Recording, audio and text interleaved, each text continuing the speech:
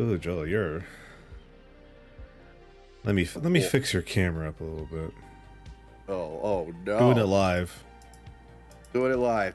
Doing it live. Speaking of fixing, get your flu shot, y'all.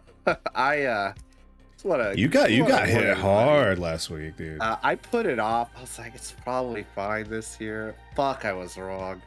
Thursday, I told the person in charge at work, I was like, I gotta go home. I feel awful. I even texted my boss. It's like, yo, I'm greatly affected. I gotta go home. It was not a good time. I had like a headache for like 12 hours. Couldn't sleep. Fever. Yeah, get your flu shots. Do your flu shot. Next time it comes around, get it. So, like, what was going on? Like, did you just have the whole gamut? The whole, yeah. Chills, fever, headache. Couldn't sleep, of course, because I had a headache and I was overheating. That was fun. Then, of course, the after effect, because I was, 101 to 103 degrees. I was like fried. I was like, so Jesus. It was, yeah. Yeah. So get your flu shot, people. Yeah. Especially nowadays. You don't want to fuck around.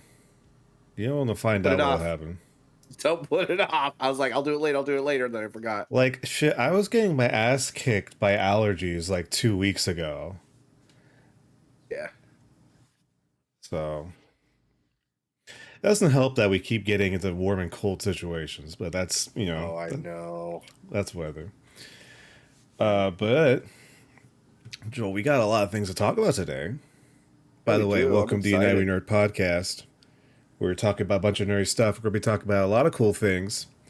But before we get to that, I want to remind everybody that on the 27th, we're 2 weeks away from our next championship match.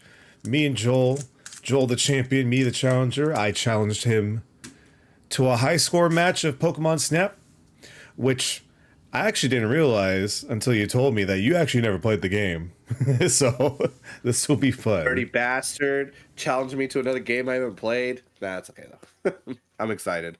I never played when I was young. I didn't have an N64. I had a PS1. So I think that was just my hubris thinking that like everybody in our generation played all of the like highly rated games from like the N64. So that was on me. Because I was all Crash Bandicoot, baby. That's where I was. See, Crash Bandicoot 2, 3, 4. Well, not 4, but see, I went the Nintendo route as a kid. Jak and Daxter, Ratchet and Clank, Sly Cooper were my homies. Now, part of me always kind of regrets not being able to play those games in the day they came out. They were fun. They were good single player adventure games. Like that, I think PlayStation. They've always been good at that. And I did catch Spyro though. Nice. We finally. What was it? Well, I got a PlayStation 2 and I rented like I forget which Spyro it was from like Blockbuster. There's so many. But apparently there's going to be there's possibilities of a new one coming out soon. Oh yeah, I heard about that. Yeah. So that'd be cool. Pokemon Snap.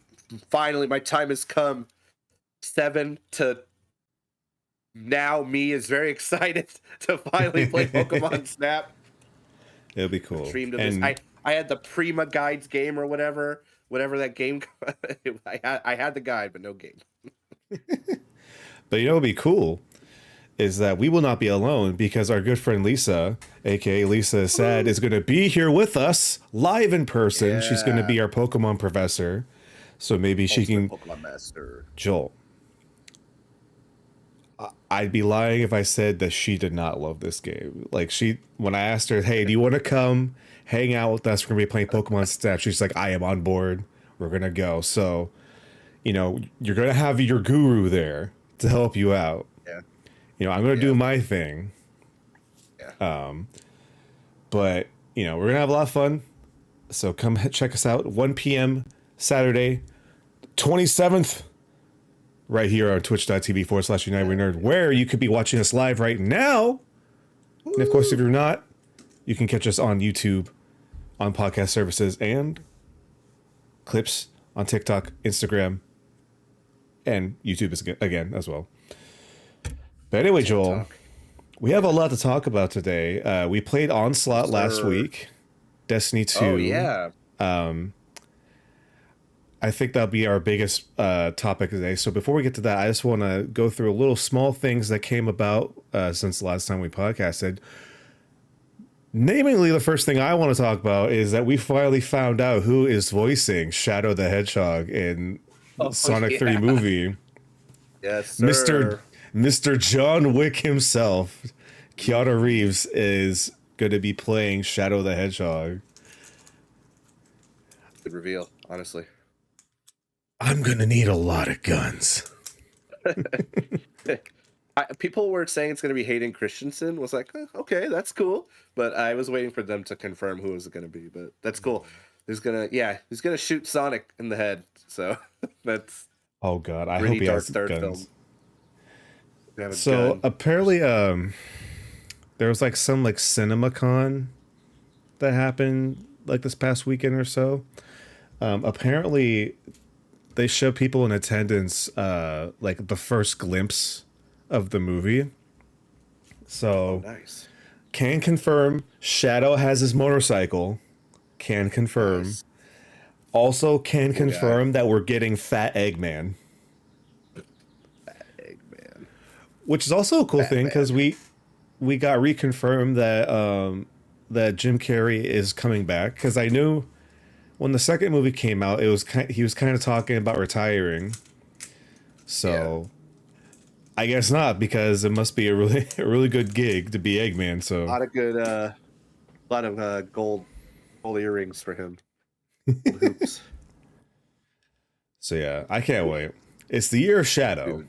You know, we're getting the movie, we're getting the Sonic Generations Cross Shadow remake coming out, kind of around the same time as the movie, which is cool. So we're living in the year of Shadow, as dubbed by Sega officially. Hell yeah. Something I just put on the docket to this morning. We are finally getting an actual announcement of at least a digital version of Godzilla -1. Fucking finally. Coming to Amazon Prime Video on May 3rd. Also announced the black and white version of -1, and surprisingly Shin Godzilla as well. So we'll be getting two really good Godzilla movies coming out the day before Star Wars Day. So we'll get the kaiju it up before we Star Wars it up. A little pre-party. Now, I don't know about you. I'm really excited. I really want to see -1 again. It was. I feel like we need to have. I already want people to sit down to watch Superhero, but I think we need to sit people down and watch -1. Oh yeah, because that shit hit. That shit hit. Like, it's actually like, come and watch it. It's not a social thing. This is you're actually watching it. It is an Oscar. It is an Oscar-winning movie. Yes, that good. That's how good it is. We got that announcement. I believe there was another movie-based announcement. Oh, I saw that. It was announced that they're making a live-action One Punch Man. Discussing Film dropped it. The writers of Rick and Morty are writing the script, and Justin Lin's going to direct. I don't know if, hopefully, this sounds fake, but I just wanted to. It's not the other fake page though. That's what I was worried about too. But Discussing Film. I don't know. Posted. Yeah, it's not Disbusting Film. I know they're the fake one. They tricked me before. But well, actually, the source came from Hollywood Reporter, so that's what legit. It says. Yeah. Interesting. So I guess we're getting a live action One Punch. So, I mean, that could work, because One Punch Man isn't like super serious. No, not at all. So I could see it by being like a action comedy. Did they mention like where is it coming to? Is it another Netflix property? Is it going to be a? I didn't click further. I was scared. I'm gonna be honest. I was just like, I'll share this. I'm not gonna. Because what was? Because Hulu has didn't they have the exclusivity deal with One Punch Man? Or at least season 2? Maybe. Yeah, maybe it was that. So I'm wondering, maybe it's Hulu's foray into live action anime? I don't know. It's all confusing because now like Hulu's starting to get mixed into Disney Plus, and like that's becoming like a amalgamation of a whole bunch of weird shit. But you know,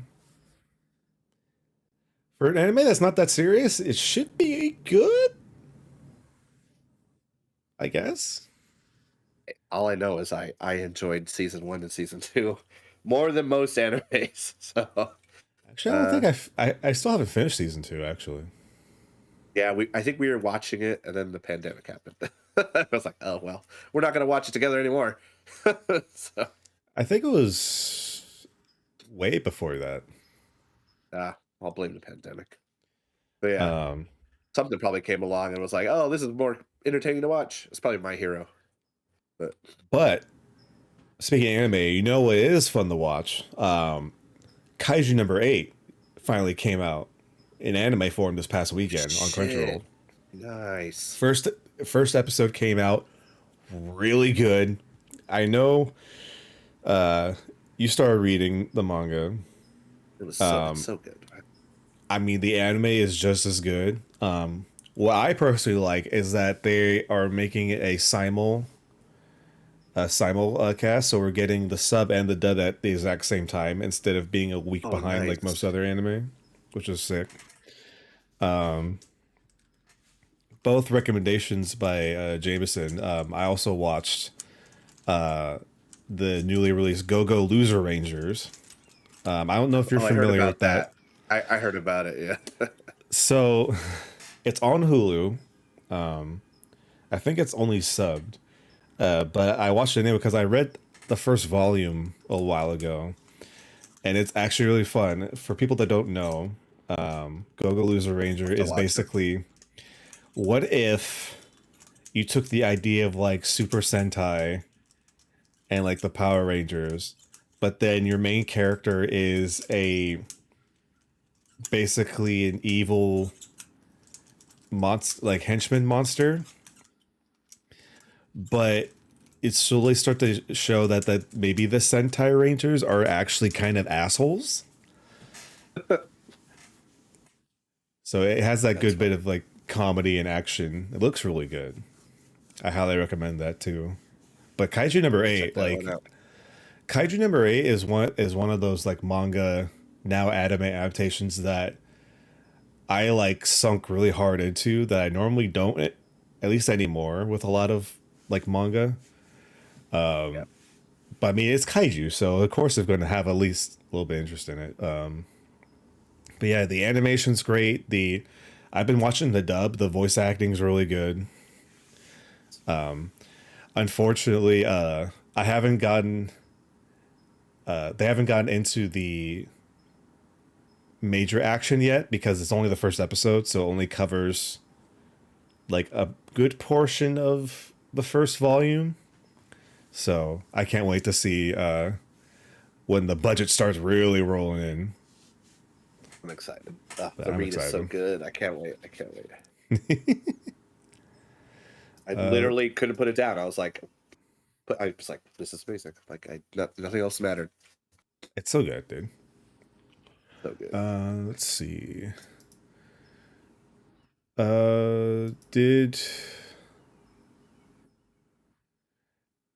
So Civil War is a thing.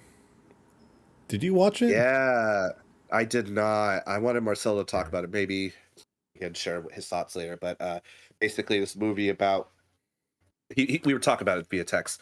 What would it be like to be, in the middle of a civil war with modern warfare? Which, just saying that out loud, is fucking scary. Like considering all the modern technology and weapons we have. So, yeah, he said it was really intense. I know people are upset about like this doesn't really represent America, but take a step back. It's a fictional reality.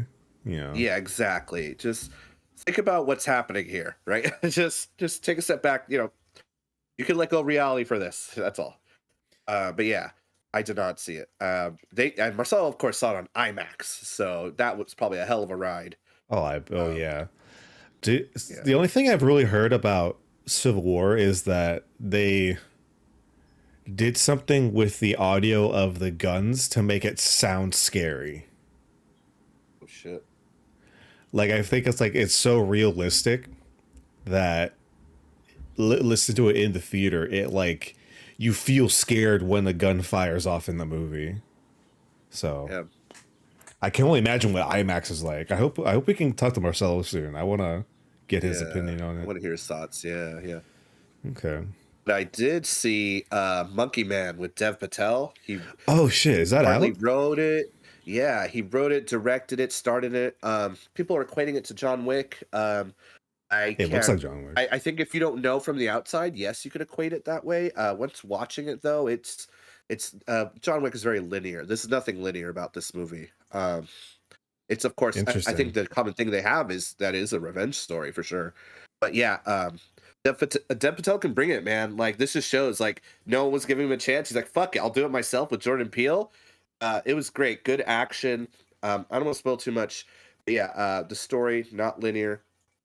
There's some bold choices made that I have not seen in this media, at least for me. Like, I was like, wow, that's pretty brave of what they chose, and it works. So it works, and so yeah, good action. What I gathered from the trailer is,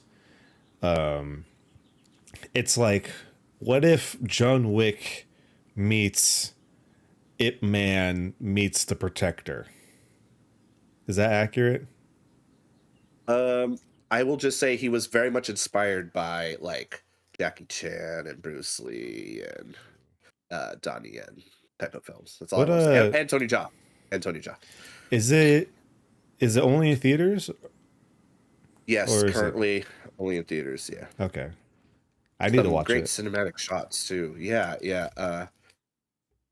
Sarah just happened to be. She's like, "Hey, I'm gonna go see it, and I have an extra ticket today." And I was like, "Well, of course I'm gonna go see it." And she already saw it too. She saw it with her other friend Sarah because they love Dev Patel. Like, we're gonna see it again. You want to come? I was like, "Well, yeah, I want to see it now." You saw it. You said it was good. So, yeah, definitely some surprising moments. But yeah, it's hard.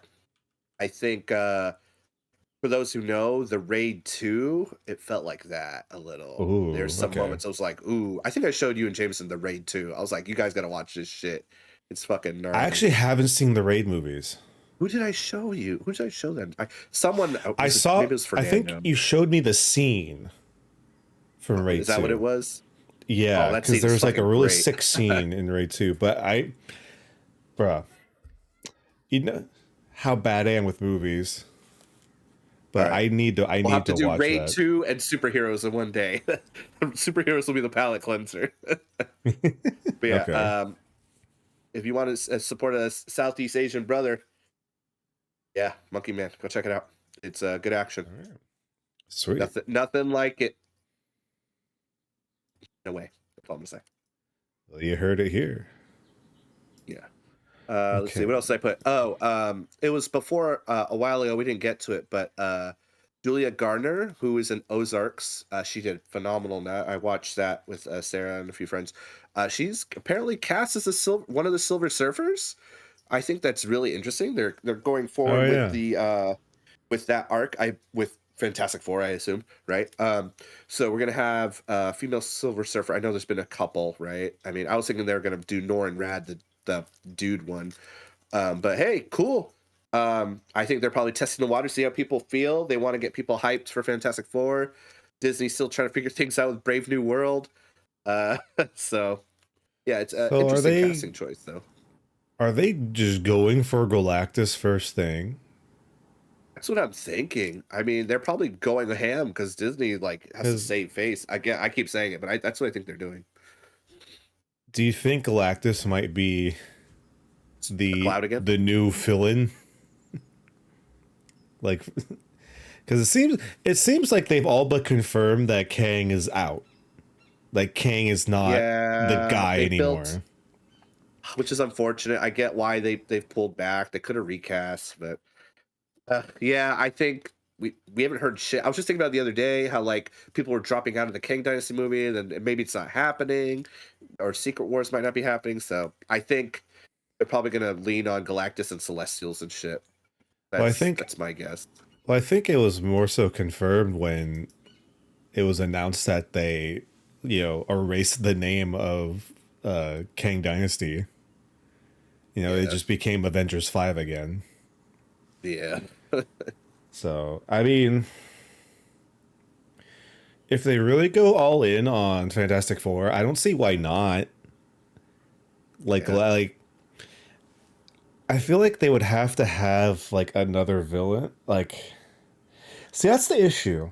Because there is going to be a villain, I'm sure, but who are they going to cast? They're quiet about it.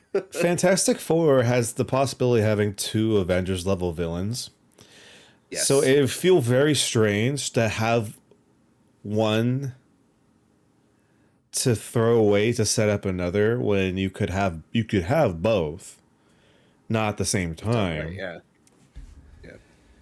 And this being the only like Fantastic Four movie before the whatever the next Avengers movie is gonna be. I don't know. The timetable's all weird now. Which is kind of nice. It keeps us in suspense. We don't know, but also we don't know. Yeah. Sometimes it's good to not know, but other times, like when they leak other information, I'm like, oh, that's not good. But yeah, in case you don't know what we're hinting at, Doctor Doom is what we're talking about here, in case you didn't pick up on it. Oh yeah, sorry. Yeah, Doctor Doom. Yeah, but yeah, Galactus and Doctor Doom, for sure would be Avengers level threat. There's of course other Fantastic Four things they could do. They go to the future and kind of time travel a little as well. So I'm curious to see what their story will be.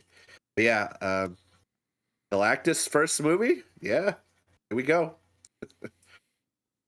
I'm just waiting for Deadpool and Wolverine. We're like a month out. I'm ready. Shit, dude. That's going to be I'm awesome. ready. It's going to be our only movie this year. Honestly, as far as Marvel goes. No, that's fine. That's okay. But like, I'm just like, because I think there's the interview with the director recently and saying that we didn't call this Deadpool 3 because it's more than that. And it's like, what the fuck are you going to do? I want to know. I'm curious. We'll see. I hope they time travel, do some bullshit. I hope they go in the MCU and the Fox universe and the Fantastic Four universe and the other Hulk universe. I hope they do all sorts of weird bullshit and have fun. Honestly, that's what I'm looking for. Reddit Brick Reviews said in the chat, "Oh, Madam Web wasn't enough for you." So I will have you know, I did not see Madam Web. So in my mind, there's only one Marvel movie this year, and that's also not counting Craven. And Venom 3. Venom 3's this year, dude. Wait, they're both this year? They're both this year. I think what? Sony needs money. Madam Web didn't do good. They need to make money. When did they make all of these movies? When they weren't supposed to, probably with the strikes, but I don't know. It's Jameson and Shaggy agrees. They made a third. I knew there was a third Venom movie, but I didn't know they're all coming out this year. I think they are coming out this year, unless they push it back. They might push it back. Raven's this year for sure. That's like a end of summer. They announced. Now I gotta hold up. I thought Venom was this year. I want to confirm this live. Venom 3. I'm happy to be wrong. It's called The Last Dance. Oh God. Yes, it is. Script.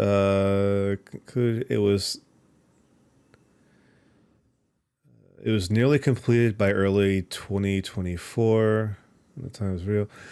It's set to release on October 25th. Yep. Happy birthday, Jameson. You want to go see Venom 3? that's what you want, My God. Right? You know what? The 3 not Spider-Man universe movies. I can tolerate Venom.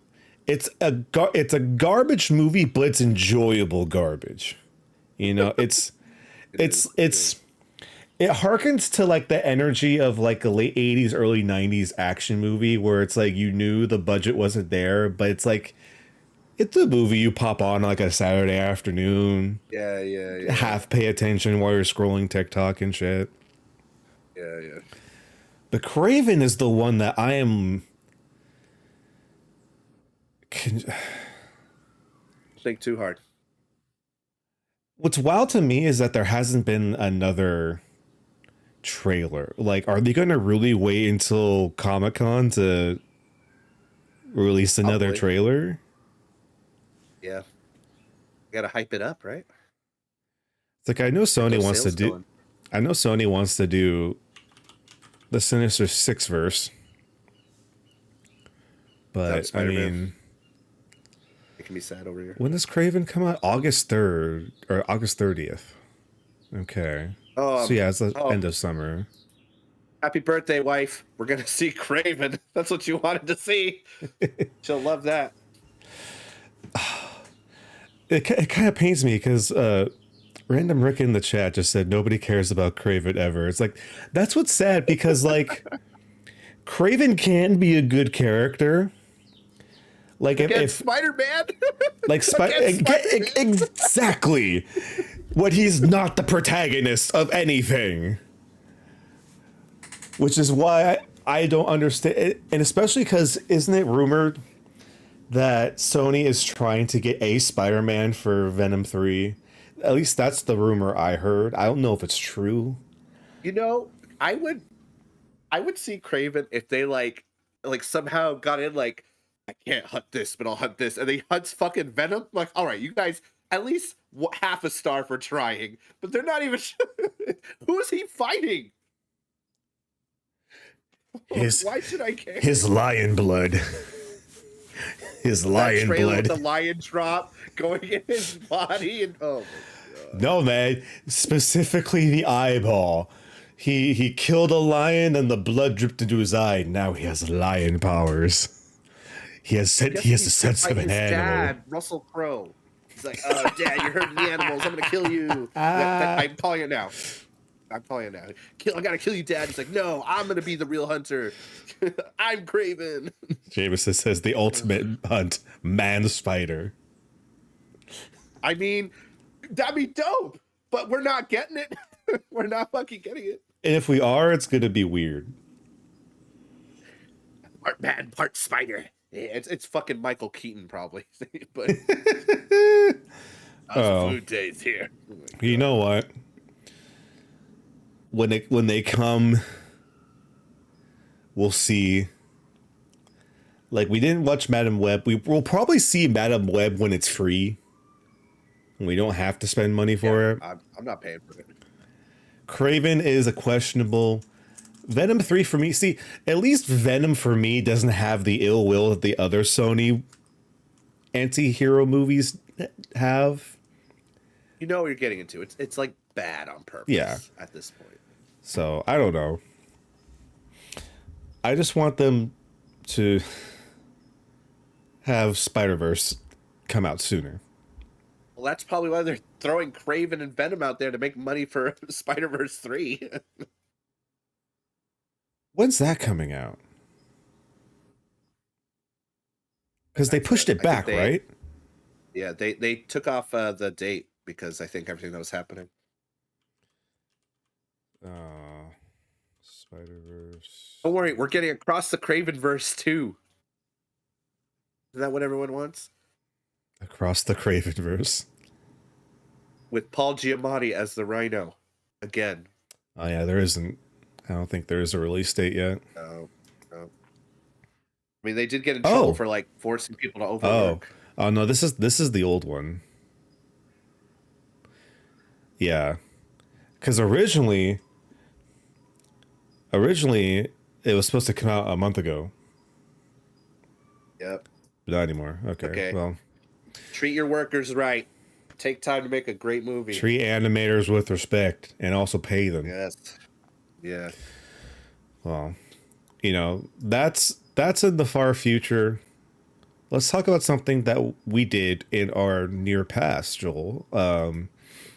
We played Onslaught last week on stream. Hold on, Brian. Hold on. You don't want to talk about WrestleMania a little bit? You don't want to talk about WrestleMania? I don't want to. So that's the thing, because I know that there's a fine line between people that care about wrestling and people that don't give a fuck about wrestling. I guess I just want to say, for me, I've been going like a little bit back into it, and you guys are hyped about WrestleMania. I was like, fine, I'll finally watch a WrestleMania. It was fucking good. I haven't watched. You picked a good one to come back to. Dude, it was really good, and I just finished rewatching part 2. I mean, I saw the second half of Sunday live, but the first half I finally finished with like LA Knight and like Stephanie McMahon's intro and stuff like that, and the ladder match, the tag team ladder match, yeah, and that was a fun match. The ladies triple threat, it was all good. I mean, I know it's like my wife was like watching it with me too. She's like, so we all agree, we all know it's fake, but we're still having fun. It's like, yeah, that's pretty much it. I mean, but it's still entertainment. Like, very talented, acrobatic, and they still get hella hurt too. Holy it's shit! Storytelling. Like some of the shit, I was like, oh man, like ow, like oh. Random Rick check showing respect for our local champion Bailey, who won. Right. So that's what I was happy about. Like the two matches I was looking forward to the most, obviously, was Roman versus Cody and the whole bloodline rules thing, but also Bailey, because it was her first singles match at WrestleMania and she won the title, and I was fucking psyched about that. It was a good match. Tell me he just didn't say that. Oh no. So don't tell me that. Fake. Making some enemies, Joel. Whatever, it's fine. Gotta push it to SummerSlam. Push to SummerSlam. But no, it was like good. But yeah, like you honestly picked like the perfect WrestleMania to come back to see. Cause this is like, I know it was touted on a lot, like throughout the entire weekend, where like, this is like the new era of like the WWE, but it honestly is. It's like, we are literally a year removed of the Vince McMahon shit show. And this is the new, like more liberated, creative WWE's letting it breathe, letting it like legit. This whole bloodline story has been like almost 4 years in the making. If this was a couple years ago, I would have never imagined there being a storyline that lasted like 5 months, let alone almost 4 years, so that's impressive. What was really hype is I know I saw it like revealed on social media, but watching the first match with the Freak and Drew McIntyre, and it's like, I know what's gonna happen, but the buildup was cool. I was like fucking CM Punk fucking throwing him on the table. Like, oh, I'm waiting for it, and then you just see Damian Priest with his big ass running down with that was so good. Oh dude, that must have been so hype, like just not knowing that. Oh man, it was still good though. So good. I'm sure you noticed, but like the whole weekend was the ring announcer Samantha Irvin. Fantastic fucking talent. Like she is like the best ring announcer in the modern day, bar none. But what I didn't know is that at least for that match, apparently she was on TikTok live for the entire match, and someone like reposted it on the TikTok, and it was entertaining just having her react to like all of that going down, like Drew winning, talking shit to CM Punk. CM Punk beats the shit out of him. Damian runs in, steals the title. I like the little gag where he like stole the phone and they revealed the tweet later is like, at work, bored, lol. I was like, oh my god. And then 2 hours later, he retweeted saying "fuck." Good on Triple H, dude. Like, what a fucking advancement. What a turnaround. Right? Holy shit. Like they literally went from struggling ratings to like semi-low attendance to now like they're literally selling out every venue they go to. They keep breaking records every PLE that they do. So yeah, it's nice because honestly, like, you know how big of a wrestling fan I am. Like, obviously, we made a fucking title belt for this podcast, of obviously. Yeah. But like, it was getting really rough, dude. Like back like 5 years ago, it was like getting really rough to watch the product. And like, you know, AEW came about, and then of course like it started getting easier to see other things. And you know, I always go to independent shows and whatnot. But like watching like WWE, it was getting fucking rough. So being able to see it like explode like this is fantastic. Random Rick in the chat says the Cena kids have grown up and have come back to wrestling and wanted to see non-PG stuff. And that's the thing, because it's still technically a PG product, but they play a little bit more loosely as far as like they know when to push the line as far as like, you know, swearing and like, you know, when there's blood on certain things. Like they know when it's good to do it instead of just doing it to do it. And I think that's what makes the difference. It's like they know, it's like, okay, we need to hit this point in the story. Okay, we're going to do this. And it works. So, but yeah, WrestleMania 40. Round of applause. Everybody I still involved. Laugh or smile when I watch that video of Randy Orton kicking Show Speed. That shit's so funny. He's like flies, man. All right, I just wanted to bring that up because we all saw it, which was interesting. I was like, you guys are watching it. I was like doing homework. I was like, fuck it, I'll throw it on. Oh, LA Knights talking shit. Hell yeah. You know, like, yeah. I love that it's the trend keeps going that every like WrestleMania, Logan Paul brings one of his friends to be the fucking Prime bottle, and they immediately get their shit kicked in. And then they have the tweet of like his friend being on a gurney. Yeah. Sorta, but kinda not related. Brian, you want to talk about Eddie Gordo and Tekken 8? Oh, bro, let me tell you how oppressive this motherfucker is. Okay, so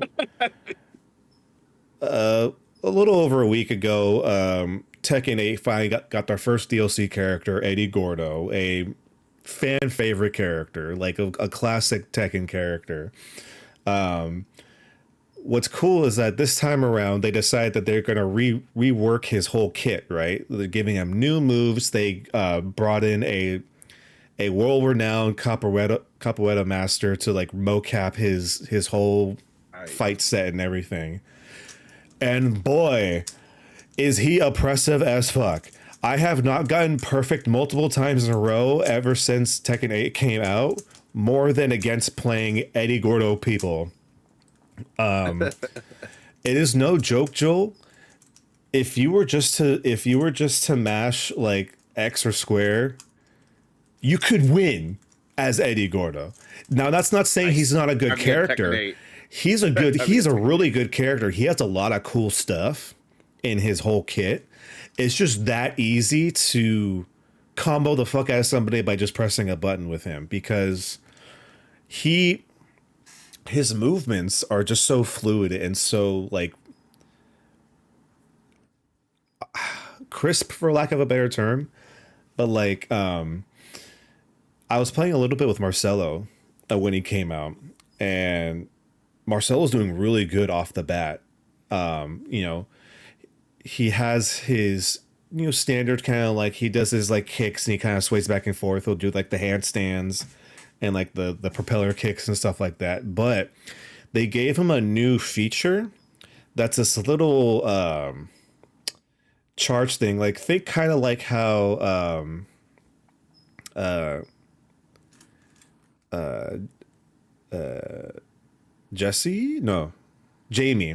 Jamie from Street Fighter, how he has his drinks. So Eddie has something kind of like that where you have to do a little input prompt, and then he kind of has the energy swirl around him, and like some kind of like you know, Brazilian like drum beats start to happen, and he like boosts up. And basically what it does is that it kind of gives him an extra like buff, but it also kind of alters his style a little bit more. So like the more he gets buffed up, the more he starts to be able to do, and the more he can kind of go in and out of just like doing a random crazy shit. A lot of fun. I played with a friend of mine because in Tekken 7, Eddie Gordo was his guy. And I was like, bro, Eddy is out. You need to play. And he's like, okay, down. And we made a lobby. Now, I accidentally let the lobby on public, so we started getting other people. And we got somebody that was in like the blue tier. So that's like 3 tiers past, you know, the initial. Which is like, I guess, in numbers terms, it's like you're like breaching like the mid to high 20s to 30s. And this was his like first time playing as Eddie Gordo, and my buddy beat the shit out of that dude. Like that's how good Eddy is right now. He's busted in the good way, kind of like how Rashid was busted in the beginning when he came out in Street Fighter 6. But yeah, Eddie Gordo's really cool. God damn, I need to learn how to not get my ass beaten in. He's that good. Coming. Please, like a little bit. DJ Jamie combination sounds cool. Yeah.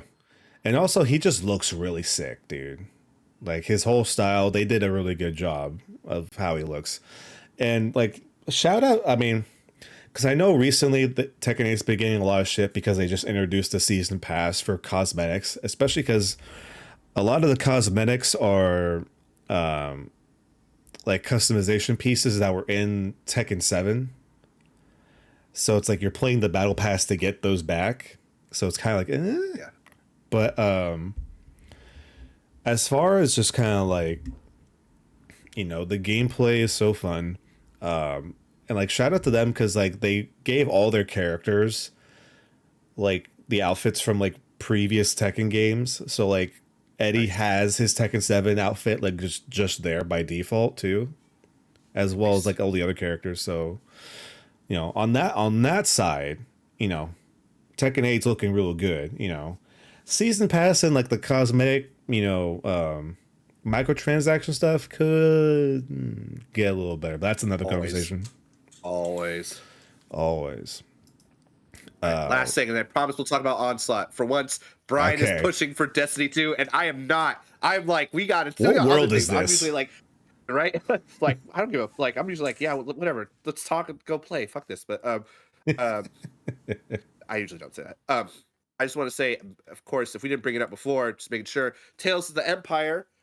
We really liked Tales of the Jedi when it came out. It was really nice, short and sweet, like 15-minute episodes. There's like 6. Tales of the Empire focusing on 2 characters, which is going to be really cool. And I didn't think they were going to do one of them as well. They're doing Elsbeth, right, who was recently in The Mandalorian and Ahsoka. And then Barriss Offee, which I honestly forgot about her. And then we're going to see how her storyline ends or continues. So that's really cool. I really, really liked what they did with Tales of the Jedi. So I'm really excited for Tales of the Empire. I thought they were going to do another Tales of the Jedi, but maybe like Quinlan Voss focusing on him. That's what I thought they were going to do because he's a Jedi, right? But no, Tales of the Empire. Dave Filoni said Barriss Offee isn't lost. She's still out there somewhere. That makes me think they could do Tales of Mandalorian, Tales of the New Republic, Tales of the Old Republic. Like, I honestly, whatever Dave Filoni fucking touches is gold. So keep it coming, Dave. Keep it fucking coming. I'm excited. Yeah. Dude, I can't wait. Just want to throw that one up there. We can talk about Destiny now. I promise. I know you said one more. I'm going to say one more. That reminds me. My little Fortnite update. They announced that coming May 3rd, the day before Star Wars Day, they announced that more Star Wars content's coming to Fortnite. And what's exciting is that they showed off all of the game modes. So that's, you know, Battle Royale, Lego, and the Rock Band stuff. So it's like, if I can get some Star Wars music to just play randomly, that'd be fucking sick. Pod racing. Bro, if they make a pod racer for rocket racing, I'm so fucking spending as much money as I need to have a pod racer. Like, yeah, he has the N1 Starfighter. Who gives a? It's the slowest thing. He doesn't give a fuck. I don't give a fuck. I'm in it for style. I don't give a fuck about performance. Joel got the game to be the gunship in the race. He never wins, but he's just happy to be. Okay, Joel. Onslaught. Destiny 2. Ooh. Take us in. All right. So, as you know, we've been, especially for me, I'm a big Destiny fan. Onslaught was like one of the things that have been starting to bring me back a little more. New game mode. You have Lord Shaxx charge the Crucible and charge this game mode. Basically, you drop in with you or two randos or two buddies. It's like a wave defense. You kill a bunch of ads. It's essentially a horde mode. They drop batteries. You can throw the batteries to heal the thing you're defending. And when you kill enemies, they drop parts. You spend those parts on like defensive measures like tripwires, turrets, or whatever else is available, decoys. Just stopping all these Hive or Fallen or whatever. It's been a lot of fun. When we did it, we kept doing the 10 wave one, and then we did the 50 wave one on normal. We actually just finished it right there. That was really cool. It's the 50 wave one, even on normal, I think was a decent challenge. It wasn't as hard as like the coil, as I said before. But it's fun. I think we actually ran into a little bit of trouble. A Tormentor showed up, and it was thrashing us, and it was thrashing the machine. I was like, oh shit, we need to get out of here. It's going to destroy the machine. And then we figured it out. But super fun. I think this is something Destiny definitely needed. And of course, with this mode, you keep playing it. What's there? The loot. They repriced some old weapons. They brought back like Hung Jury, which has come back like 5 times, but Edge Transit, Fallen Guillotine, the Recluse, stuff like that. This week, I think it's Midnight Coup and Mountaintop, so we got to get those soon. Okay. Yeah, Mountaintop was notorious in PvP. I used to use it in its heyday. Not properly, though. It had sticky grenades before they nerfed it. I would just shoot stick and hopefully someone blow themselves up. And of course, Midnight Coup, famous hand cannon Destiny 2 from the first raid of the Leviathan raid. They brought it back, so I'm curious to see what they did with it. But Onslaught's been a lot of fun. What do you think, Brian? What are your thoughts on Onslaught now that we've did a lot of waves? Like, honestly, I had a lot of fun. Like, it was something I feel like it's weird that it hasn't been in Destiny yet, like a wave defense kind of mission. Like the kind of co-op like PvE stuff has been kind of hit and miss for me recently, just because it's kind of a lot of it's kind of felt samey in a way. So it was really refreshing to have this like really new like style of PvE.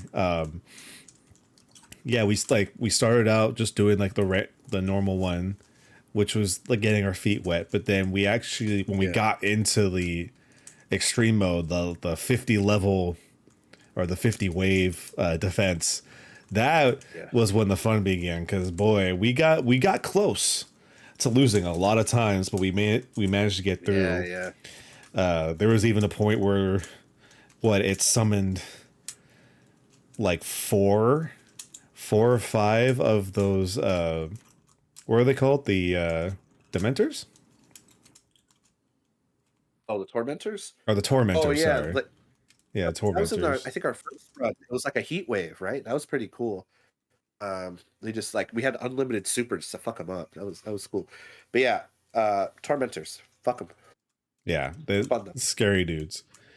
But yeah, what's nice is that no matter how many times we played through it, it felt like we were always seeing something new. So I don't know what the variety and like the random algorithm that they put into it, but like it was nice to pretty like overall, like including like the other ones we did that night, we did like 70 runs altogether, or like 70 waves altogether. Yeah, it felt like it, but it always felt different, which is weird and cool at the same time. Pretty fresh. Yeah. For Destiny, of course. Yeah. How many Nightfalls have we run of, that fucking guy who goes invisible with the electrified floor? Yeah. Like, how many times have we done like a Gambit match, and Crucible match where we're getting our ass kicked. So it's definitely, there are pros and cons to what I just said, but definitely Onslaught is a fresh thing that they've needed for a while. Yeah, for sure. So, now I know when we were playing, you're kind of, you expressed worry about, will they really, like, once Final Shape comes out, will they actually pay attention to this mode anymore? Will it die like Gambit? Well, I mean, Gambit's been dead, but and that, time will tell. For, like, I wonder, because after the 30th anniversary stuff ended, was that stuff relevant anymore? Like, that game mode, was that relevant anymore? You're talking about the Dares of Eternity. Thing? That's what it's called. Yeah, Dares. Yeah, Dares.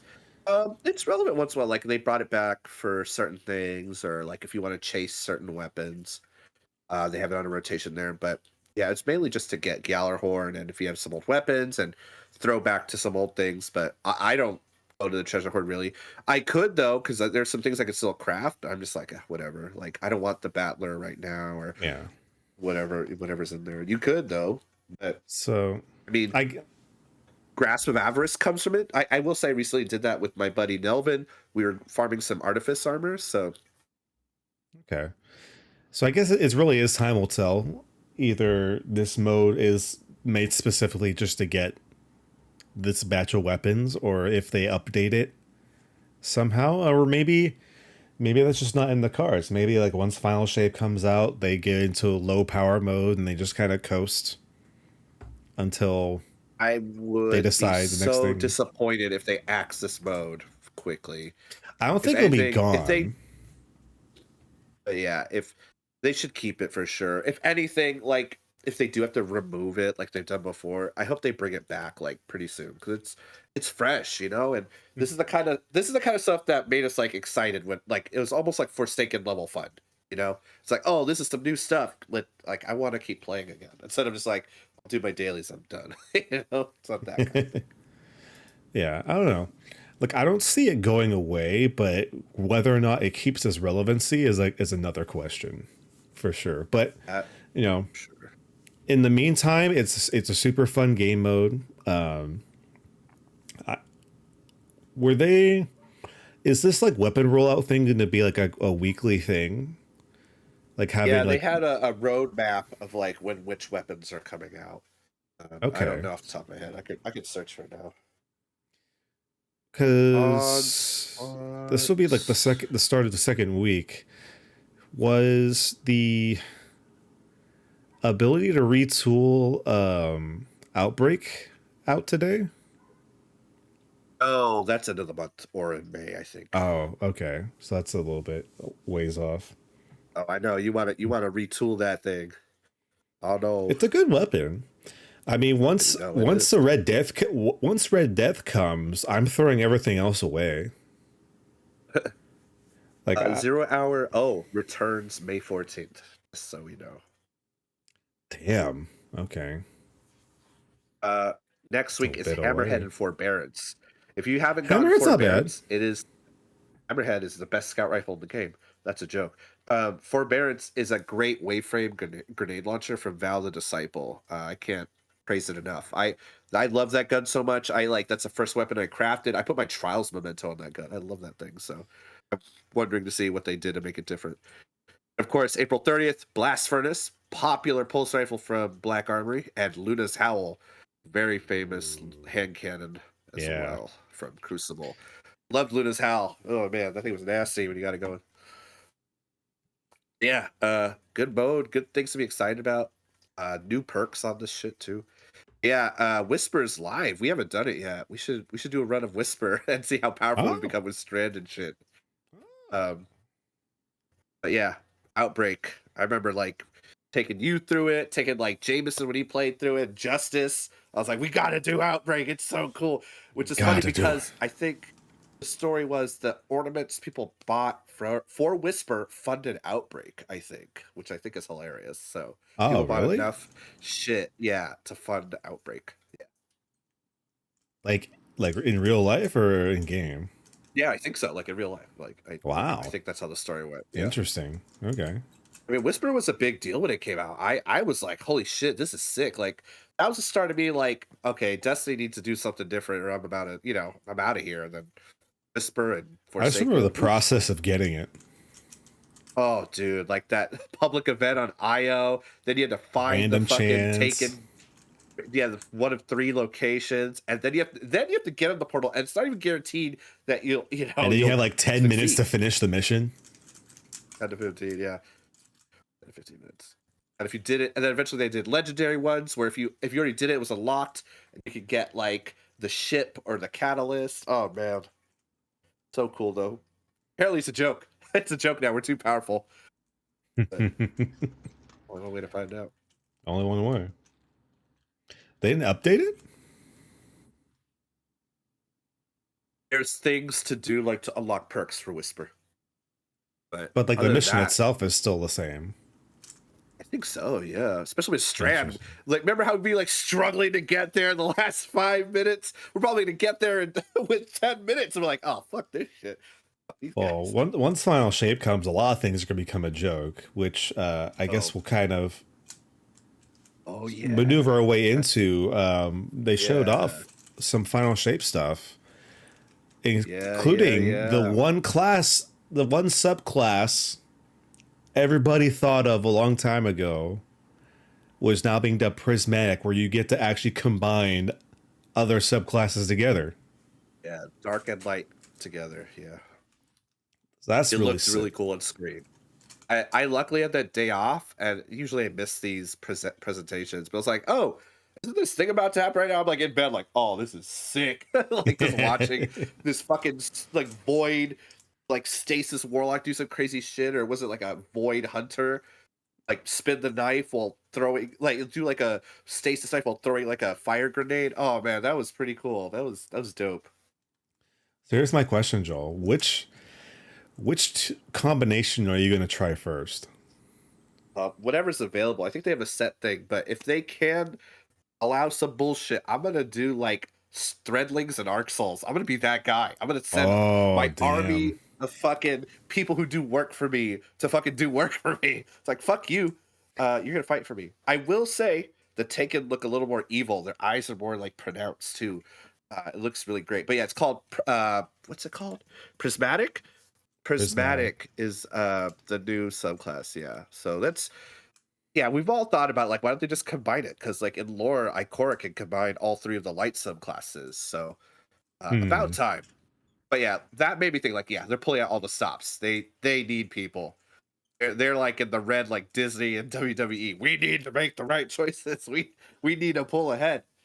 And it looked good, I gotta say. Yeah.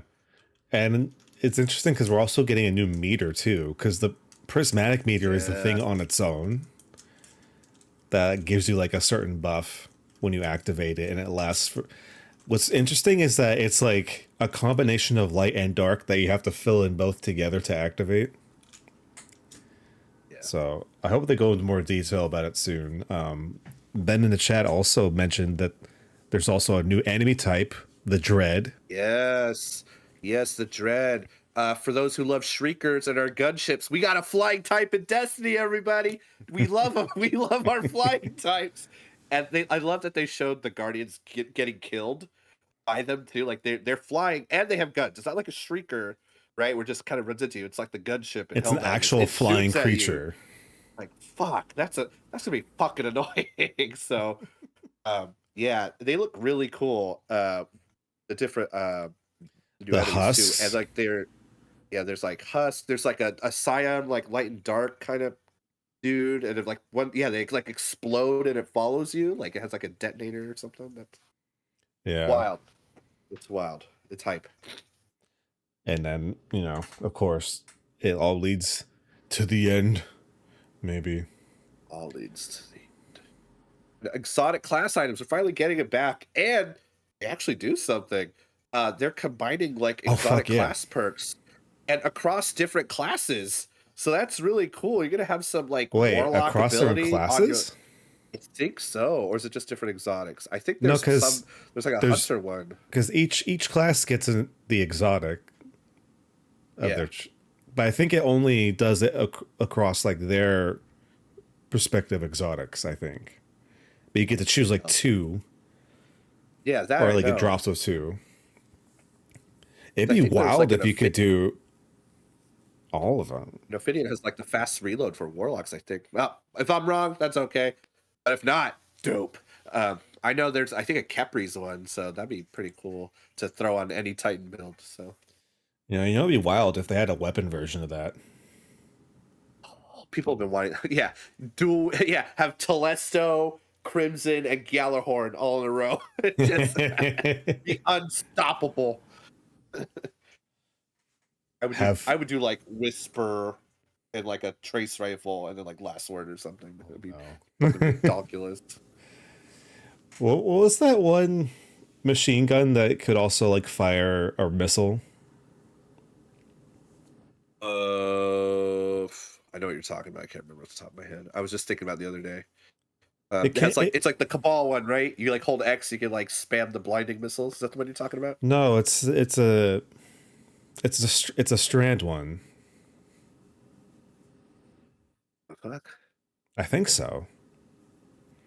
Or it has an ability where it like shoots out like a missile. Oh, you're talking about the auto rifle, with the grenade launcher. You talking about that one? Yeah, that one. Oh yeah. Imagine that with Wolfpack rounds. Oh god. Yeah, I'm gonna give Leviathan's Breath Wolfpack rounds and Xenophage. Oh god. Levels 3. Oh no. Yeah, just god. Yeah. I don't know. And Winter Bite. I just want to swing my glaive at someone and it has Wolfpack rounds. There you go. That's not broken at all. No. Ready for this, witness? Wham! Yeah. I don't know. I'm looking forward to seeing where this all ends up at. I know there's been a lot of fatigue with Destiny and with Bungie as a company, but I think we've been in this since the beginning. It's been like the long haul. I feel like we owe it to ourselves in our investment to actually see the end, regardless of what it is. It's almost been like 10 years. Like, remember, we went to the GameStop before midnight to get the release. Well, I did. I was like, I gotta get this game. I remember, like, I was not gonna play it, but then you guys were like, "Oh man, we gotta play Destiny." I was like, "Fuck." I need to get Destiny now. It's funny because I wasn't even sold on either. Ben was like, "It's kind of cool. You should check it out." I was like, "Yeah, whatever." And then I saw them dancing in the fucking trailer with the fucking emotes. I was like, "All right, I'm in." Like, never mind, I'm in. And it's funny because you almost you were against it, but then you and Josh had that clutch fucking moment in the first Whisper mission in Destiny 1. Remember that? There's that last guy we needed to kill, and you killed him in the last second. You remember that shit? Yeah. It was the original Whisper. You had to get the ship too. You literally had to clear the whole catch. That thing too is like you had to load in on a certain day. It had to be a certain mission. I remember. I was so stressed out. Time limit. Dude, it was just like we were all like, "Come on!" And you're like, "I gotta." It's like literally went in for the punch. Damn. And it worked. Literally. Destiny's hero moments, man. It has its moments. We definitely have a good amount of stories for Destiny. So here's hoping that come June, we get a decent ending to this 10-year tale of still need to buy ups and downs. I still need to buy it. I haven't bought it. I do too. Even though I have the tower. Wait, it didn't come with the game? No, I just bought the tower. Oh shit! I thought it came with the game. No, you can get it with the game, but I didn't. Because I was gonna wait. I guess I gotta sell some shit. All right. Well, I believe that will do it for the podcast for this episode. I want to thank everybody that's listening or watching this later on in the VOD realm. We appreciate you guys. Of course, remember, April 27th, That's a Saturday at 1 p.m. Pacific. Titles on the line in Pokemon Snap. High score. That title's coming home, baby. It's going to be here. Not there. I hope I get that Mew at the end that I saw in my old game guide when I was 7. Professor Oak or whatever. Yes. Come watch. Come hang out here. But of course here, people in the Twitch chat hang out because we might be playing something fun.